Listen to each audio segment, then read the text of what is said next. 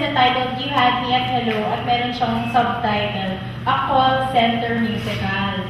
So yun, You Had Me at Hello is a project that is, which was born out of our mutual love for musicals. As in, from the very first moment that we sat down for ideas, ganyan, talagang may isang concept lang na ayaw umalis sa isip namin, at yun ay ang musical.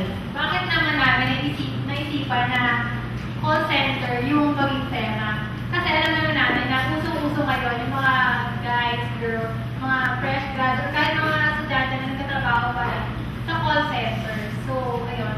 This movie follows the lives of 5 diverse individuals who work in a call center. Parang they think about their individuality, on their love life, tapos ayun, yung impact niya sa society natin ngayon. Oh, ayun.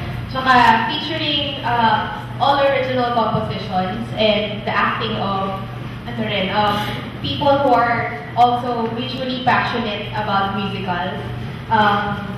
Yun. Tsaka, this is a rare glimpse of what really happens inside the content. Naprood na natin ang 6 na trailers lahat, ang mga kasapi ng Kapilang Payos Video Festival 2006. So, ano ba tayo okay sa mga naprood natin? Abangan natin yan sa Pinilang Tabi. Oo naman. Yan, okay. So bago nga pa lang lahat, syempre magkakaroon tayo ng open forum for the press. Pero before that, balita ko meron tayong official na video presentation ng Kapilang Payos 2006. Ay, oo. So, bago tayo punta ako sa open forum, panoorin na natin. Ayan, naprood na natin yung ating trailers sa mga kasaping sa Kapilang Payos. Nakita natin ang video presentation ng Kapilang Payos.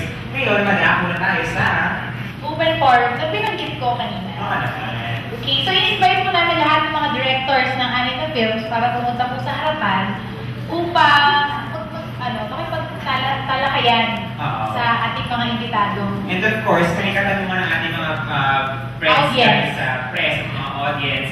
Of course, pwede natin nilang sagutin kanilang mga katanungan.